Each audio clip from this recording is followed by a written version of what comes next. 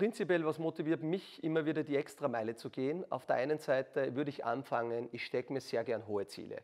Das ist einmal der wichtige Punkt, dass ich weiß, welche Ziele ich habe und wie definiere ich Erfolg. Für mich ist es immer, wenn ich ein Ziel erreiche, ist das für mich Erfolg und ich glaube, Erfolg hat sehr viele Facetten. Gibt es einen beruflichen Erfolg, persönlichen Erfolg, privaten Erfolg und das muss auch jeder für sich ein bisschen definieren.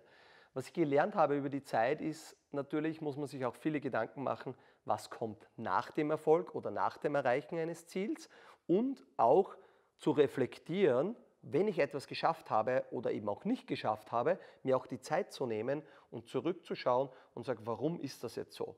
Also ich glaube, die Reflexion ist eine ganz wichtige zeitliche Komponente, die man sich nehmen sollte, um besser zu werden oder um besser zu verstehen, wann geht es mir denn gut, wann geht es mir denn nicht gut. Das war auch für mich im Leben so eine Indikation. Wenn man Ziele erreicht, glaube ich, dann freut man sich.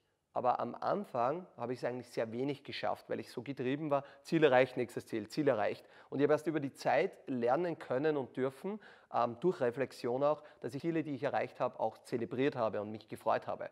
Ein schönes Beispiel ist hier, ich habe sehr viele Keynotes in meinem Leben gegeben und die ersten 3, 4 Jahre, wenn mich nach einer Keynote jemand gefragt hat, wie war es und wenn Applaus und die Leute haben das gut gefunden, war das für mich so, ich habe keine Ahnung, ich war da in einem ganz anderen Modus, ich habe das nicht einmal empfinden können, dass das jetzt schön ist und das Applaus und Leute haben sich gefreut, das ist gut.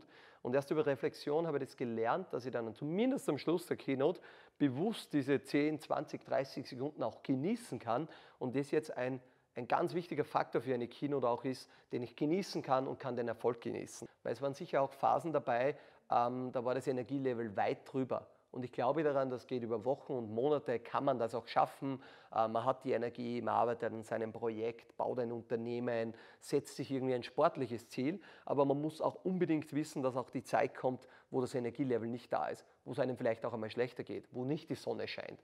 Und da habe ich auch über Reflexion gelernt, entweder ist es eine zeitliche Thematik, dass ich dann einfach weniger tun muss, einen Gang herunterschalten, ein bisschen mehr Freizeit habe, ein bisschen mehr Schlaf habe, einmal weniger gefüllt weiterbringe, aber in der Zeit enorm viel auch lerne und wieder Regeneration habe, damit ich nachher wieder Gas geben kann.